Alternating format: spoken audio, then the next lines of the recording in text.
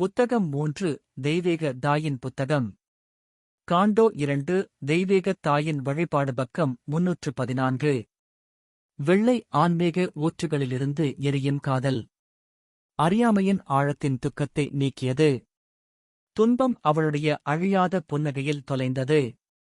அப்பால் இருந்து ஒரு வாழ்க்கை இங்கே மரணத்தை வென்றது. இனி தவறு செய்வது மனதிற்கு இயல்பானது அல்ல.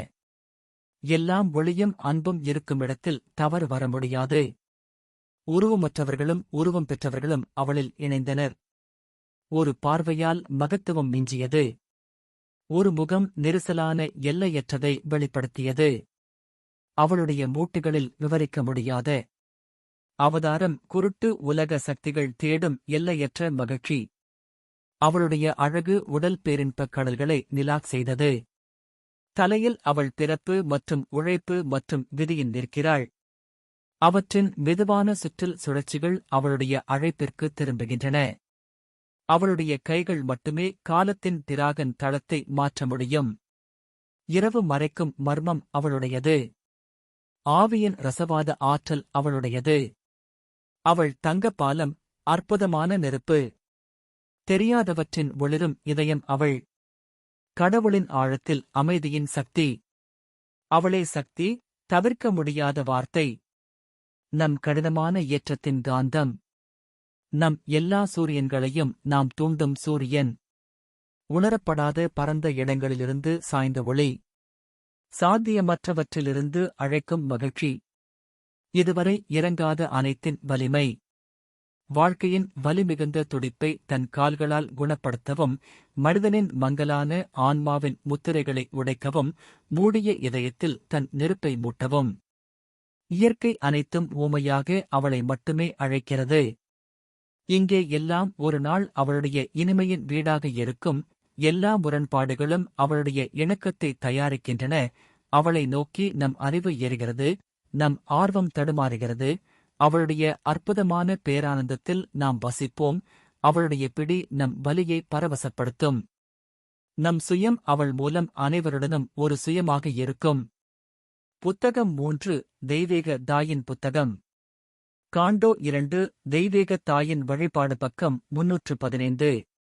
அவளில் உருமாறியதால் உறுதி செய்யப்பட்ட அவளில் நம் வாழ்க்கை அதன் நிறைவேற்றப்பட்ட பதிலில் மேலே எல்லையற்ற அமைதியான பேரானந்தங்களைக் காணும்.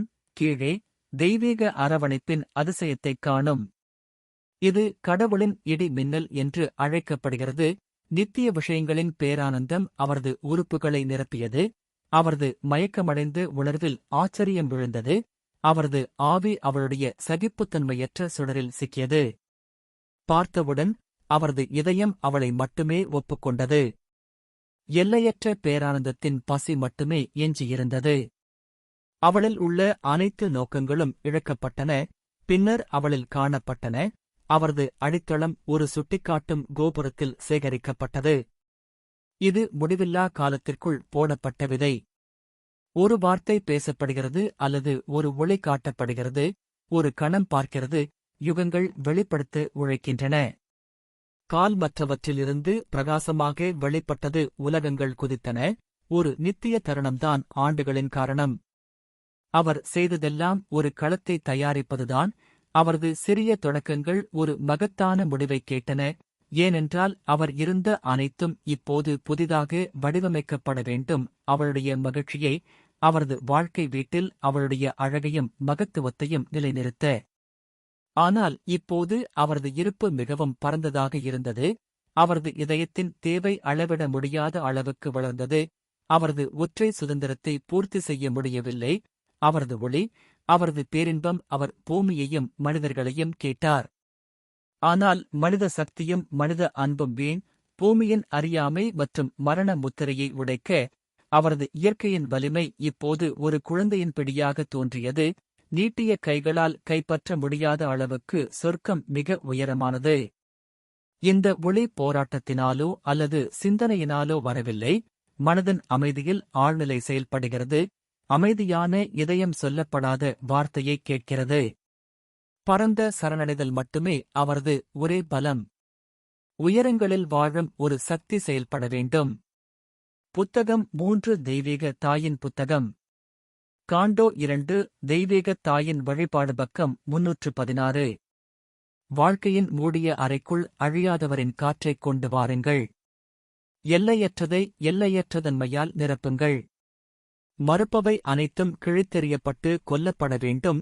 யாருக்காக நம் வாழ்க்கை உருவாக்கப்பட்டதோ அவரை நாம் இழக்கிறோம் என்ற பல ஏக்கங்களை நசுக்க வேண்டும்.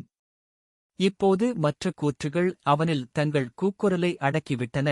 அவளுடைய இருப்பையும் சக்தியையும் அவன் மட்டுமே தன் இதயத்திலும் மனதிலும் சுவாச கட்டமைப்பிலும் இழுக்க ஏங்கினான். அவளுடைய அன்பு, உண்மை மற்றும் மகிழ்ச்சியின் குணப்படுத்தும் தொடுதலை துன்ப உலகத்தின் இருளில் என்றென்றும் இறக்கி வைக்க அவன் மட்டுமே ஏங்கினான். அவனது ஆன்மா விடுவிக்கப்பட்டு அவளுக்கு மட்டுமே வழங்கப்பட்டது. 3ஆம் புத்தகத்தின் முடிவு. காண்டோ 2.